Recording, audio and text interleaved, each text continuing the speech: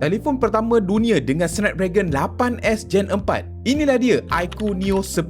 Harga dia hanyalah bermula RM1,999 sahaja. Dia guna skrin AMOLED 6.78 inci, 1.5K resolusi dan juga refresh rate 144Hz. So bila scrolling, bila main game, semua nampak smooth dan juga sharp. Dia boleh capai 5500 nits peak brightness level dalam HDR, terang gila walaupun bawah terik matahari. Desain dia ni ada iras-iras macam iQOO 13 flagship dia, tak berat, agak nipis, so memang selesa di tangan. Dengan Snapdragon 8S Gen 4, RAM LPDDR5X Ultra, storage UFS 4.1, ini memang level flagship performance. Skor Antutu 2 juta lebih, memang power gila. iQOO siap letak chip tambahan Q1 untuk boost grafik dan juga stablekan FPS masa gaming. Dan yang paling penting sekali, sistem cooling dia besar gila. 7K Ultra VC cooling system. So gameplay jadi tak cepat panas. Kamera dia 50MP main kamera, pakai Sony IMX882 dan juga ada OIS turbina.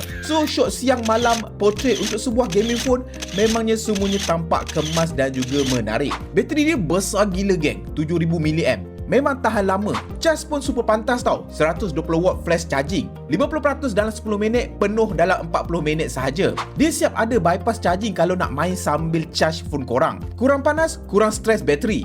Dia hadir dengan Vantage OS 15 dengan jaminan 3 tahun software update dan 4 tahun patch keselamatan tau. Plus AI features dia pun boleh tahan menarik. Contohnya AI erase. Kalau korang ambil gambar tiba-tiba ada orang lalu belakang ataupun ada foto bomba, korang boleh padam dengan sekali tap saja. Tak payah nak buka apps luar pun. Lepas tu ada pula AI image expander. Contoh kalau korang ambil gambar rapat sangat, tak cukup background, korang boleh expand tepi-tepi gambar tu secara auto. Dan kalau korang yang suka circle to search, yes, fungsi ni pun ada. Korang boleh bulat-bulatkan dekat mana-mana part dekat skrin untuk terus cari info pasal perkara tersebut. Kalau yang jenis suka tulis nota, dia ada AI Note Assist tau. Korang tulis panjang lebar, AI dia boleh bantu untuk summarize, buat to-do list ataupun auto susun layout bagi kemas. Dari segi kekalisan, walaupun dia hanya datang dengan IP65 dust and water resistant, tetapi yang menariknya, dia ada military standard shock resistant, military standard 810H guys. So agak tahan lasak dekat situ. iQOO Neo 10 ni datang dengan dua tawaran varian tau, RM999 untuk 12256